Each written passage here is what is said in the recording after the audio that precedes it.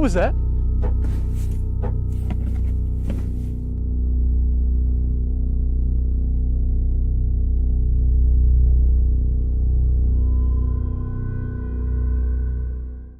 From his newly renovated RV, Mo Sarji has dedicated his travels to documenting paranormal and unexplained encounters around the world.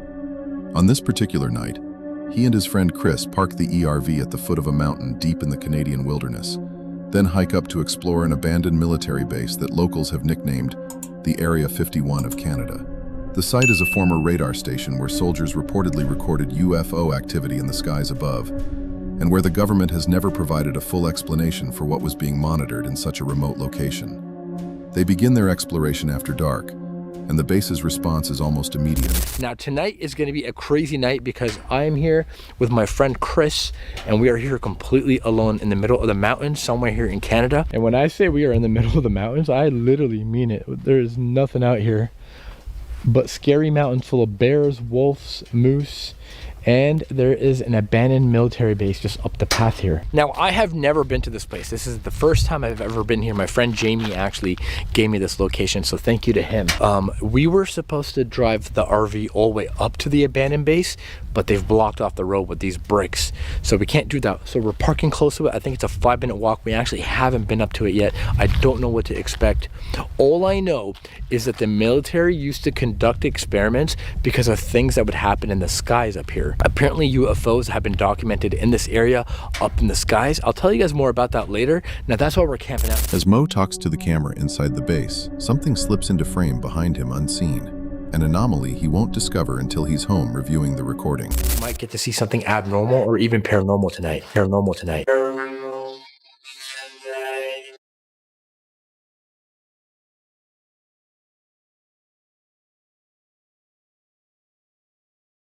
While speaking directly into the lens, a shape emerges in the background behind him, a mix of shadow and light, sharply defined yet completely motionless, lingering in the frame for the entire take. Mo remains completely unaware of its presence while standing inside that room, only noticing the anomaly later when he reviews the recording. As the two men stand inside the base discussing the location's dark history, a sudden noise from directly above the structure cuts through their conversation and startles both of them at the exact same moment. That's it. Well, before, when I first walked into the octagon room and I freaked out, as I walked out, I thought I seen a figure or a man standing to the right of the door.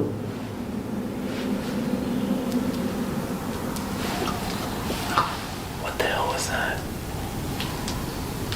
That was like I can't do it. Dude, that was like a fucking monster. That almost sounded like a ship.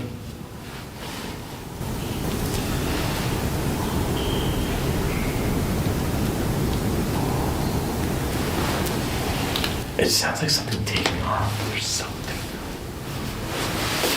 Okay, well, ChatGPT confirmed the alien stuff. Obviously, it's unofficial.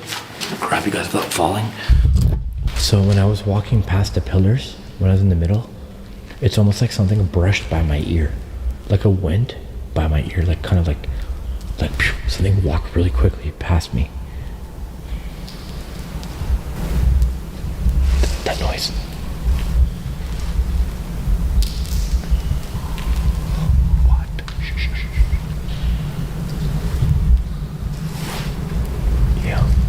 Dude, that sounds like a spaceship.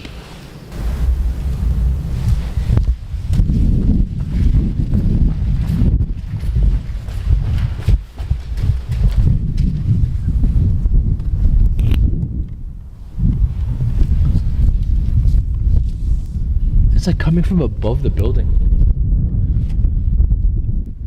Dude, that literally sounds like a ship taking off. Like, actually. Really windy all of a sudden. Something going on in this place. Yeah, bro, these aliens are still coming to this place. A deep mechanical roar erupted from directly above the structure, far too powerful and deliberate to be dismissed as the old building simply settling. Mo later described the sound as resembling a ship taking off, a low, building mechanical hum that rose sharply before pulling away upward, as though something enormous had launched itself into the night sky. The noise persisted long enough to send both men scanning the darkness, struggling to comprehend what could be hovering directly above an abandoned Canadian military base in the middle of the mountains at midnight. Later, while sitting inside the RV and eating dinner, Mo happened to glance up, and something drifting in the sky above the base made him stop before he could take another bite. Just caught something crazy in the sky. Is it gone? No, it's still there. Right there. It's still there. It's been literally hovering above the base this whole time. You can see the lights of it. I was filming it on my cell phone. There, it's reappeared now. It's staying in the exact same spot. Where'd it go? My camera's not picking up on it though. It's like right above the base. There's a shiny, it looks, at first I thought it was an airplane, but it's literally staying in the exact same spot, right above the base. There it is, you can kind of see it. Right there, it's flickering.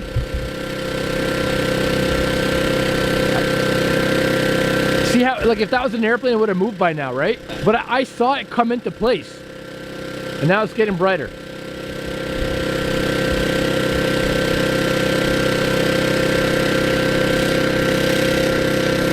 What the hell is that? I literally filmed it moving erratically too. Like up and down, up and down. Look at how quick the clouds are moving. Those clouds are moving really, really quickly. Like that's an airplane up there. You can see that. But that over there, that's right above the base. Okay, I'm not sure what the heck we just saw. It disappeared though. Like it went totally gone. He saw it. I came back inside to grab my other camera because my phone froze while I was filming it. And then he said it went up. It went straight up. That's crazy. And that's exactly where the base is. Up the mountain, which I don't want to go back up there right now. It is late. That is cool that we saw that. I don't know what that could have been. It's definitely not an airplane because I did film an airplane above it, like high above the sky. The clouds were moving fast. Directly above the abandoned base, a strange light hung motionless in the sky, behaving unlike any conventional aircraft. It sat perfectly still, then jolted erratically upward and downward before locking into position once again, its movements defying the smooth, predictable path of a normal plane. Higher up, a real airplane was clearly visible, crossing the darkness in a steady, ordinary line, making the contrast with the object's bizarre behavior all the more obvious. Mo grabbed his camera and started filming, but the device froze before he could capture much. Then, without any warning, the light rocketed straight up and vanished from sight. By the time he rushed back outside armed with a second camera, there was nothing left to record. It had already disappeared completely. Jazz and his friend Chris joined Jasko for a night of van camping in a stretch of woodland with a deeply sinister local reputation, known alternately as the Skinwalker Forest and the Satanic Ritual Forest. Drivers have described a woman in white materializing on the road after dark, sending them swerving into trees, while shadow figures are said to dart silently between the trunks. The stories grow darker still.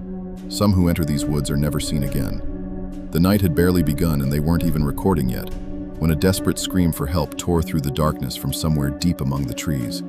Without hesitating, they split up, each moving toward the sound in hopes of finding whoever had cried out. The video that you're about to watch is absolutely terrifying. We decided to travel to and camp overnight inside of one of the world's most haunted forests. This is a terrifying haunted forest that some people call the Skinwalker Forest and some people call the Satanic Ritual Forest. And I think that's pretty self-explanatory in itself. And I'm going to share with you guys a full story surrounding this forest later on the video. But just to give you a gist, this is a forest where people go into and supposedly never come out of. And we're hearing noises all around us. Guys, this video is going to start on a very high note. Chris and I heard a scream, almost like someone needed help in the forest. So we split up to try to see who needs help in this forest. We came across an abandoned campsite with some terrifying items surrounding it.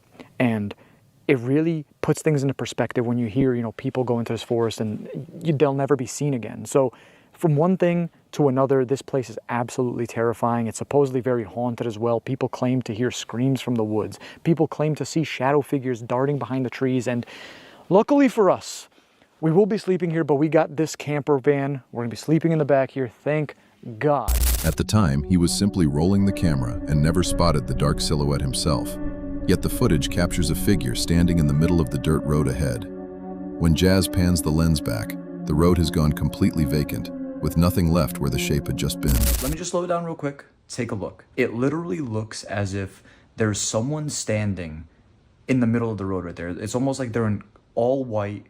And what's really strange about this is the fact that once I pan back down the road, it's completely gone. So that just doesn't make sense to me. I'm gonna play it one last time. I'm gonna slow it down even more. I'm gonna brighten it up and let me know what you guys think. Because for me, it genuinely looks like a figure, a person standing in the middle of the road. And it's just so strange that 1 second it's there and the next it's gone. So let me know what you guys think down in the comment section below. Do you think it was a shadow figure? Do you think it was that woman in a dress that people see? Do you think it was something else? Reviewing the slowed down recording, he spots a white figure standing in the middle of the dirt road, visible for only 1 frame, then completely gone the next. There is no clear, rational explanation for what occupied that road, or how it managed to disappear so completely before the camera could pan back to the exact spot.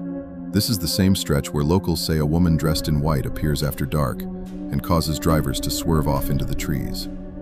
Later, the group plays a game of hide and clap in the pitch-black forest, and something among the trees answers by clapping back from the surrounding darkness. We call this hide and clap. So what we're gonna do here is I'm gonna close my eyes, I'm gonna clap, and then I want you to mimic that noise to let me know what direction you're in, and we will come towards you. Now, people say that there are mimics here, skinwalkers, shapeshifters. They're able to mimic noises, mimic people, mimic bodies and shit. So here, let's give this a shot. Chris, close your eyes. I'll close mine. Here we go. 3, 2, 1. What the hell was that? Dude, I don't want to fucking open my eyes. I don't want to open my eyes. I don't want to. Me neither. Okay. Just kidding. Let's just, okay. I was going to say, let's walk out with our eyes closed. No, bro. Okay. Where did that fucking come from? It was like over in this back corner here, I think. Okay, so Chris, by... Oh. What the fuck was that? What was that? Chris, by the rules, you're supposed to do it 3 times total, and each time you're supposed to walk towards it, and as you're getting closer... Are you making up these rules as you go, or are these in the rule book? I saw it in the Conjuring movie. Oh. But then I Googled the real rules and... Wait, hold on. Can you shine your light over there? Yeah, what? Bro, on everything I love, that tree right here, I'm gonna pick it up. This one right here, it looked like peeked out real quick. Okay. Well, there's a lot happening here now. Is there somebody out here? Can you show yourself for us, please? Please walk in front of my light. It won't hurt you, but we'll be able to see you. Listen to it. He's walking. There's something walking over there. Bro, I'm telling you right now, we are not alone in this forest. There is something or someone else out here. What? Before beginning, Jazz lays out the simple rules. 1 clap from him, and whatever is hiding in the dark is supposed to clap back, guiding them toward its source. Both shut their eyes as he claps, and an answering clap returns from the blackness almost instantly, making neither of them eager to open his eyes again. When Jazz aims his flashlight at a tree directly ahead, something peeks out from behind it and withdraws before the beam can settle, followed by footsteps approaching from that exact direction. Jazz says it plainly, whatever is in this forest is no longer staying in one place. Just as they think about wrapping up for the night, something moves behind them in the darkness, and both of them are already scrambling before conscious thought can catch up. Chris? What? I just seen a light flash behind you. I swear to God. Okay, let's go. I swear to God. Okay, let's go. Come on. Whoa! Chris! Yo! Go, Chris! Drop your phone! Go! Oh. Come on! Fuck, thank you. Come on. Oh my God, what was that? Out of the darkness directly behind them, a sudden burst of light exploded through the trees, and the moment Jazz caught sight of it, both of them were already moving before their minds could fully process what they had just witnessed. They sprinted toward the van, not daring to look back, because whatever had produced that flash in the Skinwalker forest at such an hour had been close enough to make it clear that staying to investigate would have been a terrible mistake. Suddenly, a light flashed from somewhere directly behind them in the forest. Before either of them could process what it was, they were already moving. Whatever had produced that light in the Skinwalker forest was close enough that neither of them waited around to find out. But as they ran, they realized it might have just been the van's door catching a reflection. Ladies and gentlemen, the video that we just filmed was probably one of the craziest videos I've filmed in a long time. I'm here tonight in the Okefenokee Forest out here in Peru, Indiana.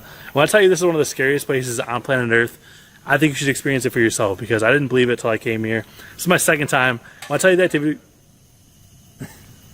the activity that we caught tonight, guys. It's been unreal all night. We're actually at the Lost Sisters Shelter Trail. This is a crazy spot, guys. This whole forest of Francis Slocum State Park. There's so many places. There's just death everywhere. We're at the Massinawa Reservoir, which is behind the trail shelter. Tons of deaths there. The Francis Slocum State Forest. 3 murders within like 10 years. People being dragged behind cars, tied to trees.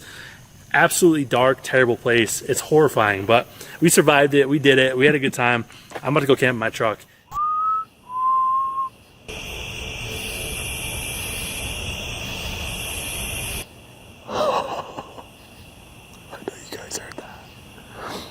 The response I just heard was just a. That's all it was. But that was literally right after I whistled. All right, I think I'm done whistling for a little while. Known locally as the Flagstaff Forest, this stretch of woodland carries a brutal history, marked by 3 murders in roughly 10 years and horrifying stories of victims being tied to trees and dragged behind cars.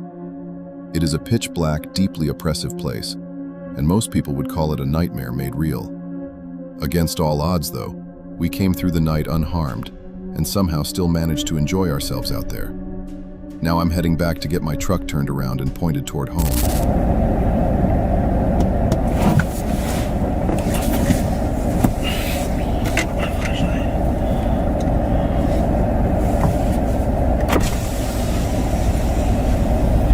Hello?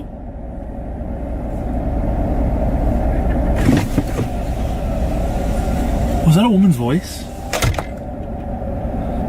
That was like a scream or something. That literally sounded like a woman screaming.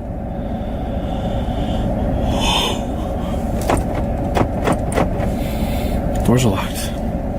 I'm safe. At least I'm safe inside my mind. Guys, oh my god. Why am I doing this? I was gonna do this in a tent tonight. I was having the best dream.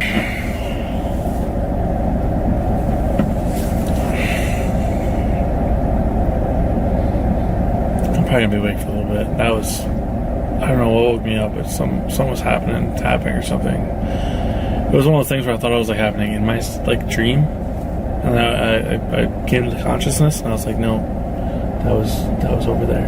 Something was tapping over there. It said tapping earlier too when we were at the forest, so maybe these little ghosties are tricksters or something. I don't know. Earlier out in the forest, the device mentioned tapping as well. So maybe these little ghosties are simply tricksters playing games with us. I honestly don't know. Then I caught myself wondering, why am I even doing this? I already missed tonight and I'll probably stay up for a while because of it.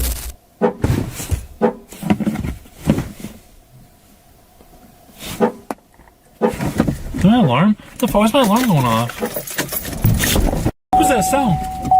What was that? There's someone out here? There's someone over there! What the f? Oh my god! There's somebody there! Guys, there was a tree down. Holy shit. I almost just died. Alright, I'm getting the f out of here, guys. This shit. The creator barely realizes that the sound ripping him out of sleep isn't some distant alarm. It's his own, screaming into the black. Still half conscious, he catches another noise. A crack, a rustle. Something that does not belong to the forest.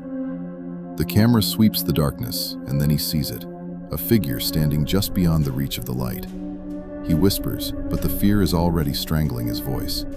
And then the night answers with a thunderous crash as a tree comes down, barely missing him. That's the moment survival instinct takes over. No more questions. No more waiting. He runs. After the object shot straight upward, he could only mutter, "That is cool." We saw that, still completely unsure what they had just witnessed. The thing hovering above the base hadn't behaved like any normal aircraft. It hung perfectly still, then darted erratically before snapping back into position. Higher up, a real airplane was moving along its usual steady, predictable path, which made the strange light's movements look even more impossible. We're going snow camping. First ones of the year in this spot. Yeah, so I think the idea is we're gonna drive over this here berm, right over that bag of poo, and go off to the left down there and camp out where it's dry. You're not gonna clear that.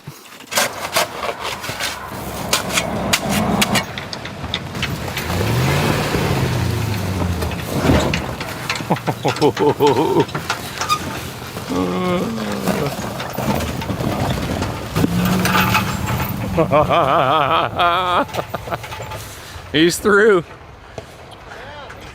Woo!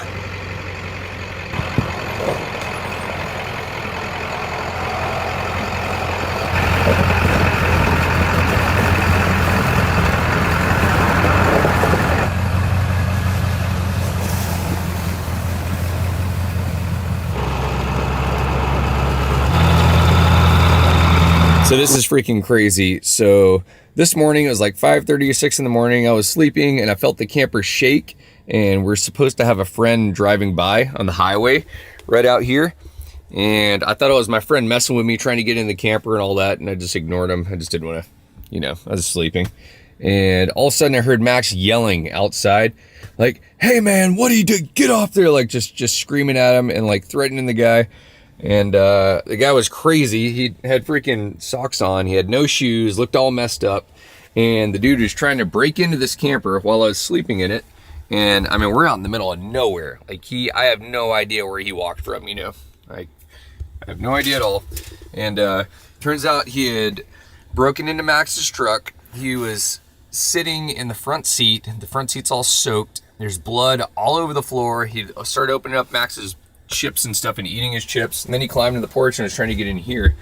So anyway, Max and I kicked him out of here, and he walked up to the road and was trying to break into a school bus. There's a school bus going to pick kids up right up there on the highway, and the school bus is chilling right up there, and the dude was trying to break in. So the school bus guy called the cops. And so this is crazy. Some guy tried to break into my camper, and the cops are here now, obviously, and the cops just grabbed him. So, crazy way to wake up. That's exactly why I keep a shotgun in here. I thought I was gonna have to use the butt of the gun to hit him in the face or something if you get all crazy, but anyway, let's cook some breakfast.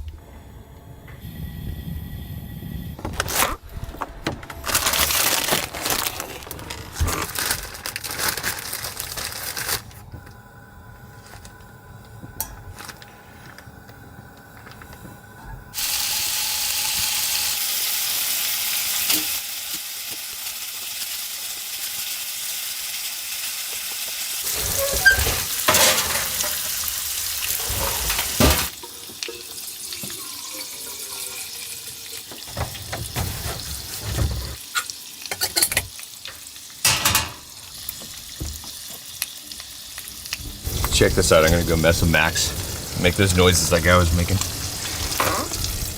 While I was busy working inside Max's truck, I found myself surrounded by a few boxes and kept trying to gain access through the porch area. As I attempted to force the door open, I noticed a man walking up the road nearby. Up ahead, a school bus was parked, and the person inside it made a phone call after the stranger apparently tried to break into my camper. Carol and Ken, the retired couple behind Life is Too Short, have spent the last 5 years wild camping across the UK in their camper van, Snoopy. On this particular evening, worn out after a long day of traveling, they pulled into a car park intending to spend the night, even though a no overnight parking sign stood at the entrance. The sign offered no clear details about any possible penalties, and with several other vehicles already parked there, the risk felt low enough. They settled in, made themselves as comfortable as possible, and carefully positioned their cameras for the night. Barely 2 minutes had passed since they arrived when the first signs of trouble began to creep toward them. Hello folks, something happened to us this day that's never happened to us in the 5 years since we've been doing this sort of stuff. I know you're in there, I just saw you 2 seconds ago. Are you going to come out? The couple had just tucked themselves away for the night, the van wrapped in a fragile sense of quiet, when an unexpected knock at the door cut through the silence. The sound froze Carol in place, her entire body stiffening with sudden, instinctive alarm.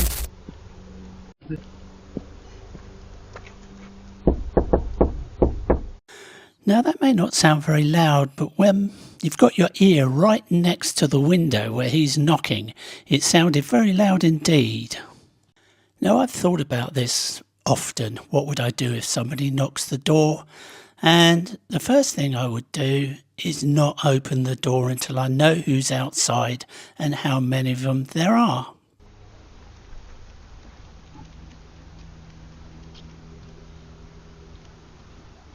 The yawn tells me he's anxious and trying to keep calm. Not that I knew that at the time, because I was asking Carol to give me the phone so that I could see who was outside.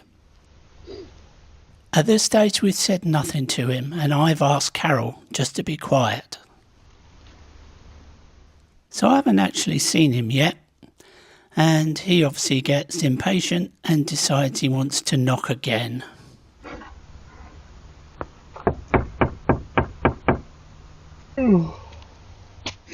Now I can see him, and I'm assessing my options. I'm not going to let this guy dictate what's happening. At the moment he's not aggressive, but he's clearly fed up, because you don't normally do this. I know you're in there, I just saw you 2 seconds ago. Are you going to come out? This guy thinks he can tell me what to do, but he can't. He's a civilian just like I am. Carol is terrified, but I'm not. And I just keep calm in situations like this.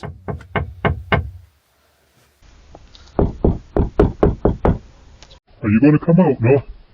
He's stumped. He has no idea what to do next, because I'm not playing the game.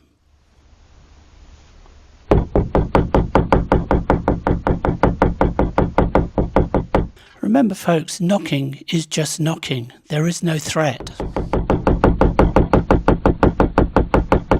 Now some of you may be thinking, I'd have told him to F off by now, or punched his lights out, or gone outside and challenged him. But wait a minute. In my time in CID down in Brighton, I dealt with a lot of serious assaults, and they all start like this. And the one thing that the police always hated to see was that any potential victim had put themselves in danger.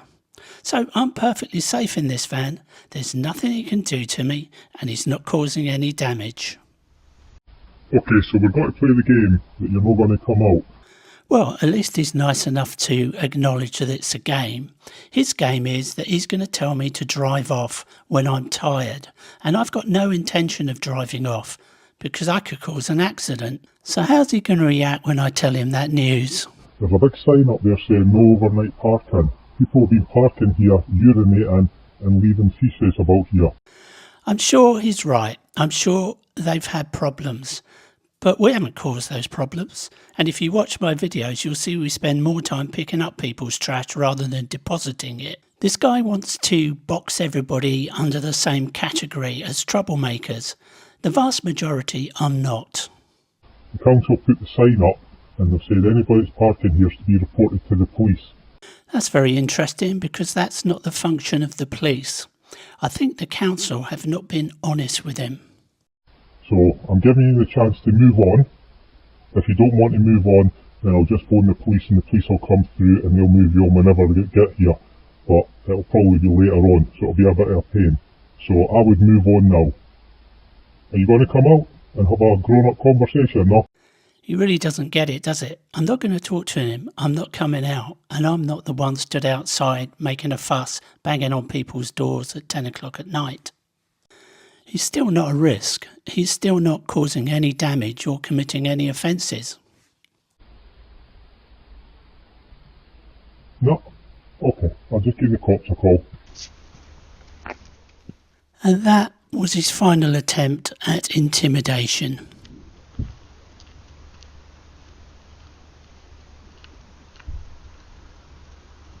A sharp knock suddenly strikes the window, close and loud enough to make Carol physically jump. Ken refuses to reach for the door handle. Instead, he pulls out his phone and quietly checks the cameras to see exactly who is outside and how many people might be waiting in the dark. The stranger knocks again, then calls through the door, claiming he watched them go inside only moments earlier and demanding they come back out. Carol is frozen with fear while Ken stays completely silent, making no move toward the entrance. The man's voice keeps coming, insisting the property is private, ordering them to leave, and boasting that he can force them out if necessary. Not once does Ken open the door. Left without options, the stranger eventually gives up and retreats into the night. Ken later sums it up with a calm, matter-of-fact line: "Knocking is just knocking, and there is no legal duty to answer it." For years, CJ Faison has made a habit of purchasing cursed land and haunted properties across the United States, then recording whatever unfolds when he dares to spend the night inside them. On this particular Tuesday evening, he decides on impulse to drive his van out to the haunted farm he owns in rural Delaware, a remote property wrapped in dense woodland, with the closest town sitting a full 20 minutes away. Every security camera on the grounds has been completely dead for the past 2 weeks, leaving the house without electronic eyes. Most unsettling of all is a persistent gnawing instinct he cannot shake, the growing certainty that something has been quietly living inside the farmhouse during his absence. Like that, baby. I am back at the farm. And well, you know, quite frankly, I did not expect to be van camping on a lovely Tuesday night, but you know what, here we are. Anyway, the reason I'm back is I drove the van to Delaware because I'm going to do some upgrades on it at my shop at the auction. And long story short, I was like, you know what, tonight would be the perfect night to take the van down here to the farm. It's lower Delaware. And you know what, screw it, get some content, get some good footage, and see what happens tonight. I bought a haunted farm about a year and a half ago, I think it was. And we've had such an incredible journey, and I'm gonna get into that in just a little bit. But yeah, I mean, as far as the farm goes, it's literally in the middle of nowhere, like actually in the middle of nowhere. I know so many people and YouTubers claim like, oh, it's in the middle of nowhere, and they're like a house, you know, like 400 yards away in the woods or something. No, not this. Surrounded by woods, the nearest town's like 20 minutes away. As he steps inside to inspect the dim interior, something seated in the far corner catches his eye and instantly stops him in his tracks. Holy fucking shit, holy fucking shit. I don't know if someone's living in here right now.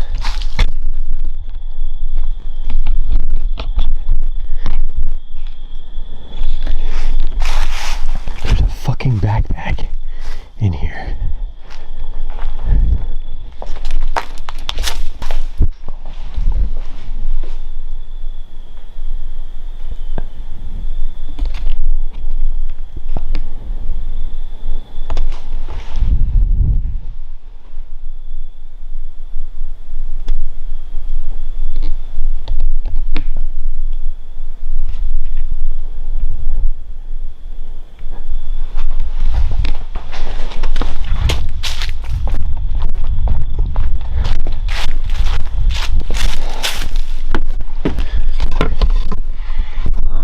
I'm gonna call John really quick. I'm gonna shut this door.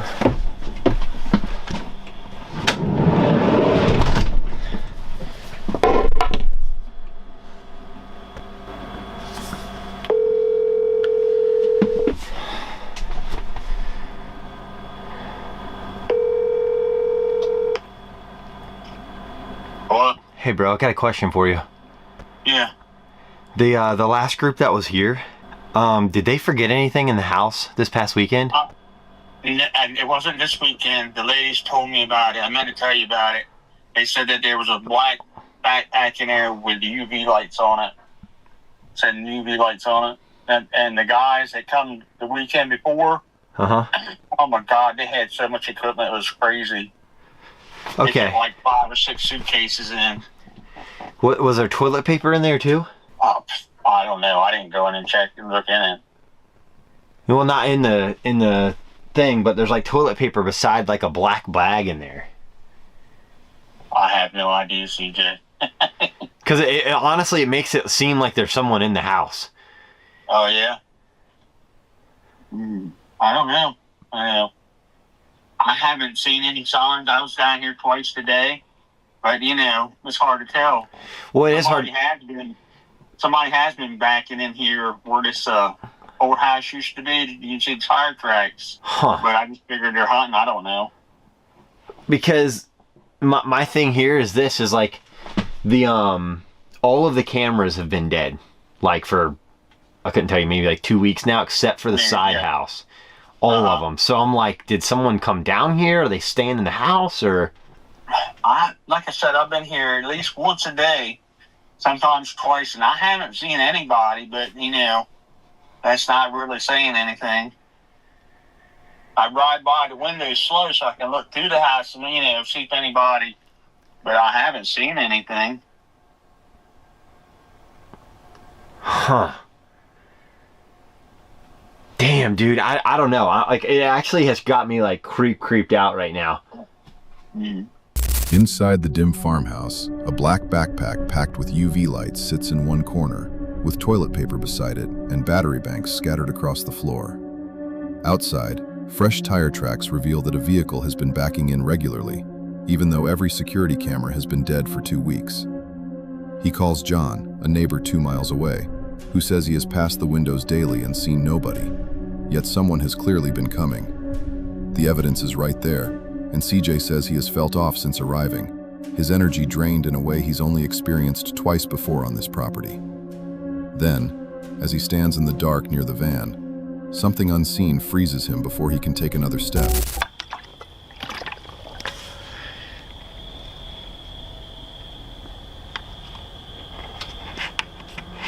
But I can tell you all right now, my energy is off, and it's only been like this probably 2 times here. This will be the 3rd time that my energy is like killed. Absolutely killed right now.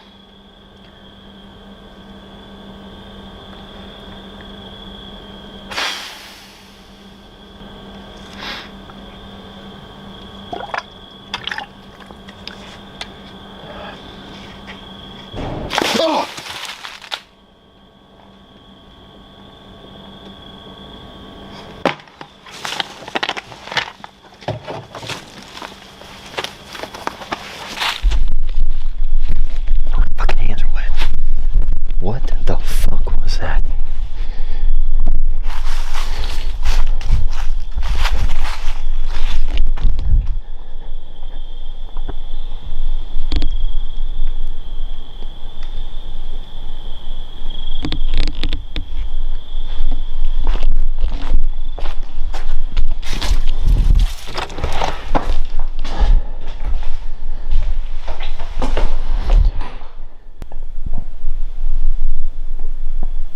Everything seems to be normal.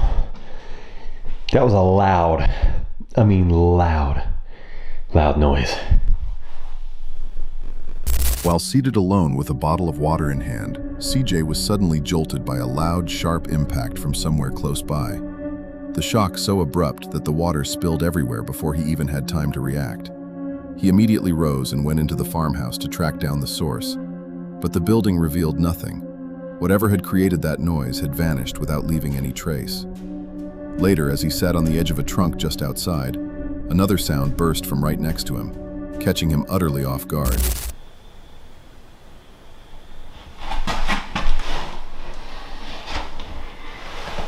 Annabelle, you're literally making me lose my freaking mind right now.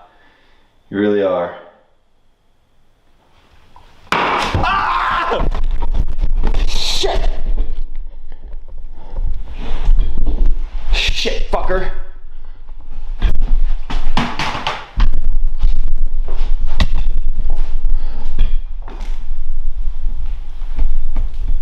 Explain that shit. Explain that shit. I'll wait. Holy shit.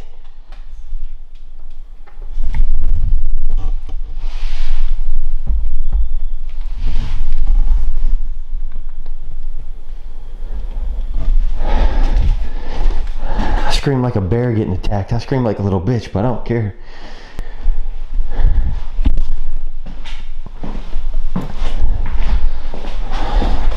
Look, I'm leaving my stuff everywhere right here. I'm gonna put this in my pocket. Grab this.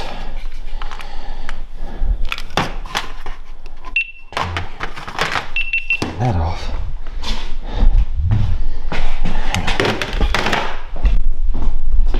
A deafening bang exploded from directly beside him as he sat alone on that trunk in the Delaware farm, and the sheer suddenness of it ripped a raw, uncontrolled scream from his throat before he even knew what had happened. There was no time to think. He grabbed everything within reach, powered the devices down, and scrambled away from that spot without looking back. Later, he admitted he had screamed like a bear being attacked and didn't care in the slightest. That wraps up today's stories, and if you're hungry for more camping encounters, hit subscribe and stay tuned.